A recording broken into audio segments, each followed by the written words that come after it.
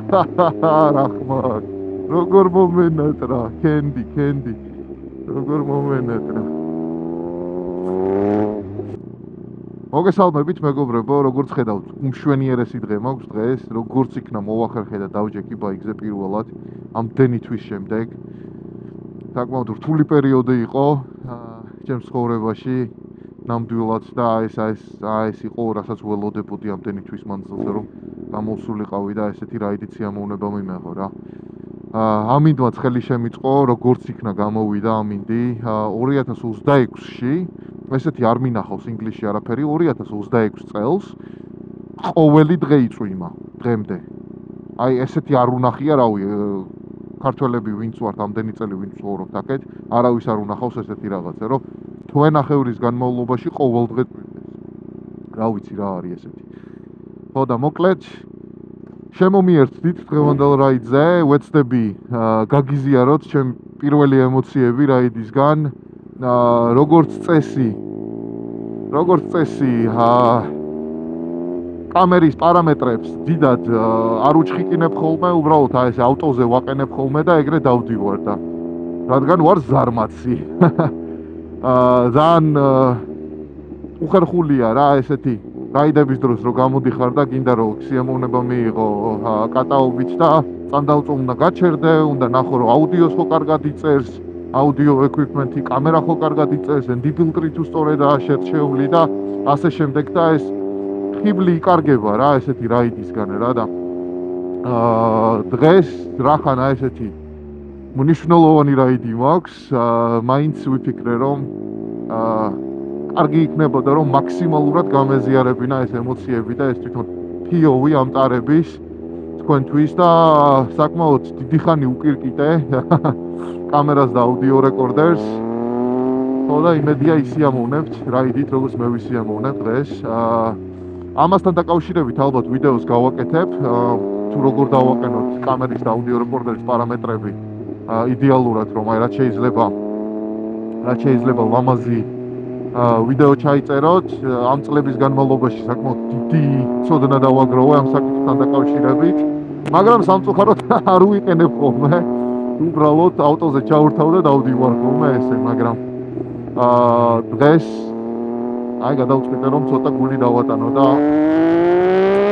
განახოთ რა შეიძლება რომ თქვენმა კამერამ გამოსცეს, როგორი ხარისხის სურათი შეიძლება კამერამ და აუდიო რეკორდერმა გამოსცეს.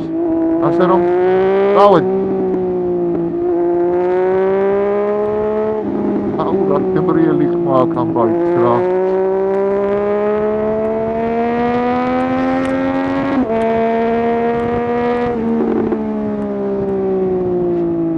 ძალიან მაგარი ბაიკია რა.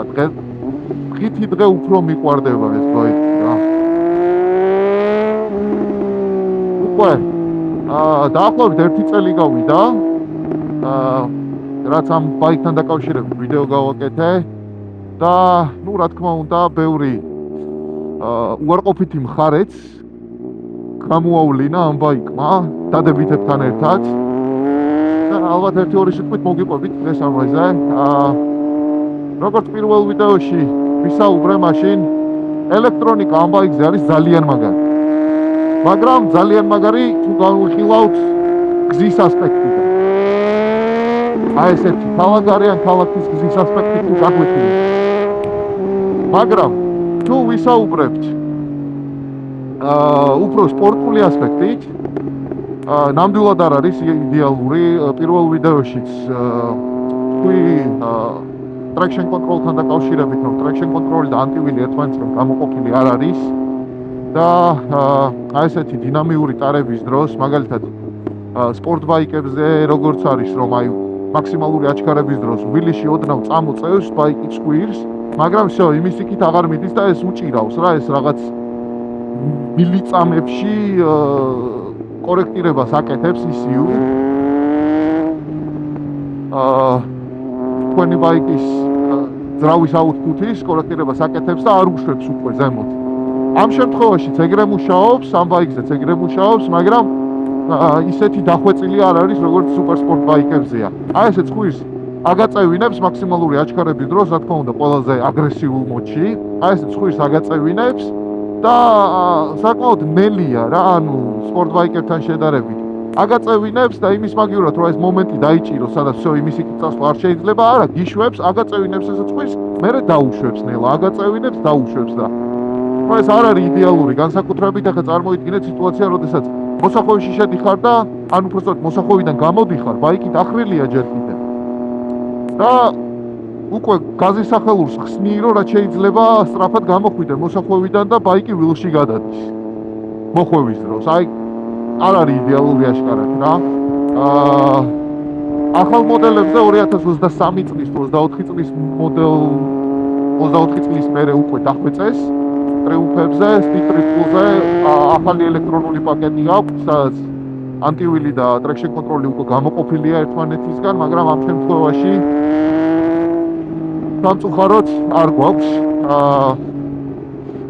სხვა რა შეიძლება ითქვას კი? კიდევ ერთი რამ, აი quick shift-ერი ვაქე და ვადიდე პირველ ვიდეოში, მართლა ძალიან მაგარი quick shift-ერია. აი ძალიან უპრობლემოდ თავს ზემოთ, ქვემოთ, დაბალ სიჩქარეებზე ვერ შეატყობს ერთ თავს, მაღალ სიჩქარეებზე კი აი ესეთი აი ესეთი პანჩი აქვს. ანუ საკმაოდ აი და დიდი ძალით გირტყავს პანჩურს ყოველ გადართვაზე რა. რაც ემოციური თვალსაზრისით ძალიან მაგარია. გაძლევს აი სპორტული ბაიკის შეგრძნებას, რომ აი ესეთ რაღაც ჯერკს გიკეთებს ყოველი სიჩქარის გადართვაზე. თუმცა ისევ და ისევ სპორტული ასპექტით თუ შევხედავთ, არ არის იდეალური, იმიტომ რომ აი რაღაც ოდნავი დელეი აქვს რა, მაინც აი აგვიანებს რა თითქოს. ახლა სპორტბაიკები რაც ყავს ნატარები, თანამედროვე სპორტბაიკები ძირითადად ყველა კი არის გამონაკლისები, მაგრამ ძირითადად ყველას აქვს აი ესეთი სიმლეს გადართვა რა, როგორც სიჩქარეში როგორც ფეხს ამუარტყავ quick shift-ers, ეგრევე აი წამიც არ არის, წამის მიასედი არ არის გასული, რომ აი ბაიკის სიჩქარეში უკვე სხვა სიჩქარეში. ამ შემთხვევაში ეგრე არ არის, აი ოდნავ აგვიანებს რა და ყველაზე შესამჩნევი არის მაგალითად ეხლა ჩვეულებრივი რაიდერი ამას ნამდვილად ვერ შეიგრძნობს, მაგრამ აი ჩემ შემთხვევაში ხანდახან რომ მაიმუნო ხოლმე და ვერთობი ბაიკით ვილის დროს მეორე სიჩქარიდან მაგალითად შუა ვილში, მესამე სიჩქარეში თუ მინდა გადავიდე quick shift-ერი. ბაიკს ძალიან მაღლა უნდა ავაწევინო, ცხვირი თითქმის ბალანს პოინტამდე უნდა გადავიყვანო, რომ მესამეში გადავრთო. იმიტომ რომ როგორც მესამეში გადართავ, აი ამ დელეის გამო, ამ დაგვიანების გამო მოტოციკლი ეგრევე ცხვირს დაბლაუშვებს. ეგრევე უშვებს ესე ცხვირს და ან შეიძლება ფორკი გაანადგუროთ ეგეთი ცხვირის დახეთქებით ყოველი ვილის დროს, ან უბრალოდ ვერ გადართავთ რა მეორედან მესამეში ვილის დროს და აი ეგეთ ნიუანსებში თუ შეატყობ და რავი, რაც იდეაში არ არის ახლა ისეთი რაღაცა, რაც ყოველი მეორე რაიდერი იფიქრებს. და ბოლო, რასაც ვიტყოდი ალბათ უარყოფითი მხარეებისგან ამ ბაიკის, ეგ არის ალბათ ისევ power delivery რა. როგორც წინა ვიდეოში ვთქვი, აი არ არის სიჩქარე რომ ამ ბაიკს გაწევა არ ქონდეს. მართალია, ძალიან მაგრად გეკაჩება, აი პანჩურს გირყავს ყოველი გაზის გახსნის დროს. ეხლა სიჩქარეები თუ არის ასე თუ ისე ნორმალურად შერჩეული, ეხლა მე არ ვიზახე როცა 30 მილით მიდიხარ და მე 6 სიჩქარეში ხარ. არა, ეხლა მაგალითად 30 მილით მივდივარ, მესამე სიჩქარეში მაქვს, თუ გინდაც აი მეოთხე სიჩქარეში გადავრთოთ, გაზ გახსნით და ბაიკს გამოაქვს რა, ეს შეუძლია რომ გაწიოს მაინც რა, მოიტანოს რა, ეს მაღალ RPM-მდე ეგრევე. თუმცა ერთადერთი ადგილი, ერთადერთი ეს დიაპაზონი, სადაც ამ ბაიკს შეიძლება ითქვას რომ გაწევა არ აქვს, ეს ალბათ არის აი სტარტი. აი როდესაც მოძრაობას იწყებ. ან აი ძალიან დაბალი სიჩქარეებზე, როდესაც მანქანებს შორის ფილტრავ. რაც არის მაგალითად, არ ვიცი, 10 მილისაათი. აი ახლა განახეთ, შემომოწმო უკან ვინმე თუ მოდის. აი ახლა მივდივარ 15 მილისაათში და ანუ მიდის კი, რბილია, ანუ აქვს ისა, მაგრამ აი ეს თორკი იმდენი არ აქვს ესეთი დაბალ RPM-ზე რა, 3000 RPM-ის, 3000 RPM-ის ქვეშ ჩამოდის, უკვე აი კარგავს რა ძალას, რა თითქოს. მერე უკვე კი ეგრევე ვილში გადადის, მაგრამ აი ეს 3000-2500 RPM-ის ქვევით, ხო რა. რაც ისევ და ისევ აი ძალიან ისეთი ტიპი უნდა იყო, გიქი უნდა იყო რა მოტოციკლეტის, რომ აი ესეთ რაღაცას დაუკვირდე რა და რაც ალბათ ვარ მე.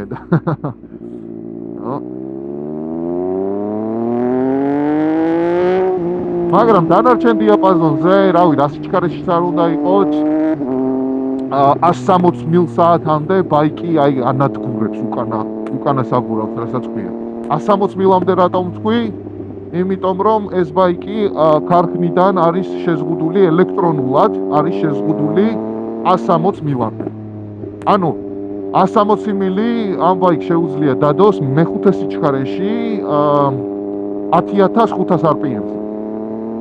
და რა თქმა უნდა, რამოდენიმე ასეული RPM უკვე დარჩენილია მეხუთე სიჩქარის და მთელი მეექვსე სიჩქარე. ანუ იდეაში ამ ბაიკს ეგრე 180 მილი, 185 მილი/საათი თავისუფლად შეუძლია რომ დადოს, რაც კილომეტრებში რომ გადავიყვანოთ, ალბათ იქნება ეგრე 300 კილომეტრი შეიძლება მთლად არ იყოს, მაგრამ ეგრე 295 კილომეტრს უეჭველი დადებს რა. თან როგორ დადებს, იცი, აი სპორტ ბაიკზე სწრაფად შეიძლება აჩქარდეს ეგრე 160 მილამდე და აი მეექვსე სიჩქარეში უკვე დინამიკას კარგავს. ეხლა მე არ გეტყვით ეს ყველაფერი როგორ გამოვცადე. მაგრამ დამიჯერეთ, გამოცდილია. ხო, აპრილია ტუონოს და ისევ იგივე KTM-იც კი ძალიან სწრაფებია და მაქსიმალური სიჩქარე აქვს დაახლოებით რამდენი 280-285 კილომეტր/საათში, რაც აი მაქსიმუმია რა, რაც შეიძლება გამოწურო. ქარი გზურში უნდა გიბერავდეს, რომ აი ეგეთი სიჩქარე გამოაწურინო რა, მაგ ბაიკებს. წარმოუდგენელი შედეგია naked ბაიკით, რომ 275 კილომეტր/საათში მიდიხარ, 280 კილომეტր/საათში მიდიხარ, ძალიან მაგარია. მაგრამ შეგრძნება არის ძალიან სხვანაირი. რაც ძალიან საინტერესოა. ანუ ვაფშე სხვანაირად იგრძნობა. რას გულისხმობ ახლა ამაში? naked ბაიკით რომ მიდიხარ, ეს ჰარისგან დაცვა როა მინიმალური როდესაც არის ბაიკზე რა. აი ეს შეგრძნება აჩქარების არის ვაფშე სხვანაირი რა და ძალიან ბევრმა რევიუერმა, რომელიც ჟურნალისტმა, რომელმაც ამ ბაიკების რევიუ გააკეთეს, ყველა იძახდა იმას, რომ ემოციურად naked ბაიკები თითქოს უფრო მხიარულია, ვიდრე აი ესეთი ბაიკები, რომლებსაც ფეერინგი აქვს. რაშიც ალბათ დავეთანხმები, იმიტომ რომ მიდიხარ და ეს ქარი რო განადგურებს და ამ რულს რო გაუჭები უკვე სხვანაირად რო არ შეგიძლია, რაღაცა ექსტრემალურ ემოციებს განიჭებს, კი, მესმის, მაგრამ პერფორმანსის თვალსაზრისით დიდი სხვაობაა. აი ახლა ამ ბაიკზე 160 მილი ბაიკმა შეიძლება ძალიან უფრო სწრაფად დადოს, ვიდრე naked ბაიკმა. ხოდა რომ შევაჯამოთ, ძალიან კმაყოფილი ვარ ამ ბაიკით. რავი, იდეალური ბაიკი ალბათ ჩემთვის. მიყვარს ზომის პოზიცია ამ ბაიკზე, მიყვარს ძრავი, suspension-ი აი იდეალურია, ეს Olysis EC2 electronic suspension-ი არის, აი თითქოს შენ თავშიაო და სანამ შენ მიიღებ გადაწყვეტილებას ის უკვე უყვებს რა, და სასწაული. მადლობა. რა სასწაული მართვადობა აქვს. ცოტა მძიმეა, ანუ მძიმეც არ არის, ანუ არც ძალიან მძიმე, არც ძალიან მსუბუქია რა, ამაზეც აძაგებდნენ სხვათა შორის, რომ მძიმეაო სამართავათო, არ არის ნამდვილად მძიმე, უბრალოდ მოდებს რო რთავ, დიდ სხვაობას გაძლევს. აი ახლა მაგალითად rain mode-ში რო ვატარო ეს ბაიკი, ან სტანდარტ mode-ში, sport mode-ში რო ვატარო რა, suspension-ი ხდება ძალიან რბილი. ხოდა suspension-ი რო რბილი ხდება, ეს ტრანზიცია მარჯვნიდან მარცხნივ პირიქით ცოტათი უფრო მძიმე ხდება რა, რაც ალბათ ლოგიკურია, იმიტომ რომ suspension-ი დარდება. მაგრამ თუ გიყენიათ dynamic mode-ში, რაც თუ არ ვცდები ახლა მე მიყენია, ბაიკი იმართება, რა ვიცი, ამაზე მეტი არც არის საჭირო ახლა. თან ისევ და ისევ თუ გავიხსენებთ, რაც ტრიუმფმა თქვა ლანჩის დროს, ამ ბაიკის ლანჩის დროს, ეს არის ultimate road sport bike-ი, ანუ ისევ აქცენტი გზაზეა გაკეთებული. და ახლა unfair-ია რა უბრალოდ რა, რომ super sport bike-ებს შევადაროთ, რომელზეც ყველაფერი, ანუ ყველა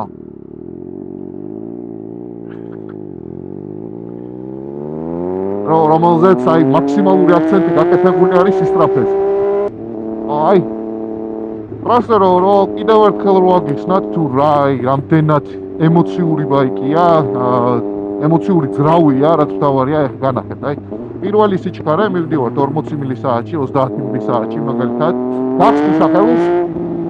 გახსნის სახელურსა ესე ვუყავ. მეორე სიჩქარეში მიდიხარ გავი 50-60 გახსნის სახელურს ვილში ამოდის. იგივე მესამე სიჩქარეში მიდიხარ გახსნის სახელურსა ესე ვილში ამოდის.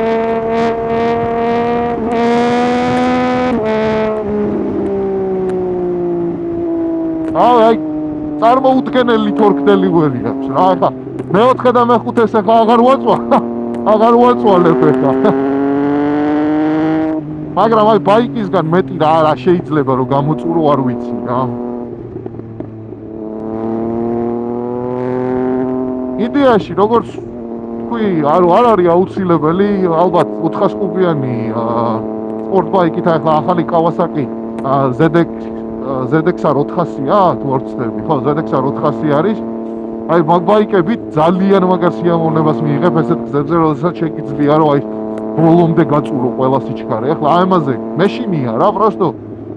დასამალი რა არის და მეშინია აი ამაზე ახლა ბოლომდე რომ გააწურინო, იმიტომ რომ კი საკმაოდ კარგი უხრუჭები აქვს, მაგრამ როდესაც გზები კარგად არიცი ახლა ტრეკი სხვა არის, მაგრამ გზები, როდესაც არიცი კარგად და სად რა არის მოსახვევია და რა კუთხის მოსახვევია და ბოლომდე ხსნი გაზის სახელურს, ალბათ, ხო რა, მალე გინდა რომ გადახვიდე იქით მხარეს, დინარის იქით მხარეს.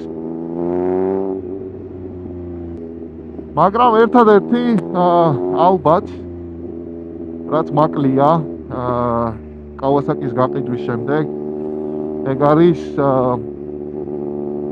კომფორტსაც ვერ ვიტყვი იმდენად, იმიტომ რომ ეს ჩემთვის ეს საკმაოდ კომფორტული ბაიკია. კრუიზ კონტროლიც აქვს და ანუ თუ ძალიან დაიღალე motorway-ზე ან იმაზე შეგიძლია უბრალოდ ჩართო კრუიზ კონტროლი და всё, რელაქსი გააკეთო, მაგრამ უფრო ის რომ აი multitasking-ი იყო რა, უფრო ადვილი რა Kawasaki-ზე, ანუ ყუთები კონდა, ბევრი რაღაცის ჩალაგება შეიძლებოდა თან წაღება. თან ახლა აი short დისტანციებზე მეუღლესთან ერთად წასვლა თუ გინდა, თან თქვენ მეორე ნახევართან არ არის ეს ბაიკი თლად იდეალური, კი მყავდა 1-2 ორი ნომერი ამ ბაიკზეც წაყვანილი. უკანა სავარძელი მაქვს სითქაულის მაგივრად რაც მაგრდება. მაგრამ ხო არ არის რა იდეალური რა, თან ჩემ მეუღლე ტრაფსიარული არ უყვარს 40 მილს როგორც გადავოცდები ხოლმე, ეგრევე ფრჩხილებით ჩამაფრინდება ხოლმე მუცელში. ასე რომ ხო, აი Kawasaki მაგამ ბავში მენატრება რა და რო იყოს საშუალება მეორე ბაიკად რამე ტურინგ ბაიკს ვიჭიდიდი რა ისე რა.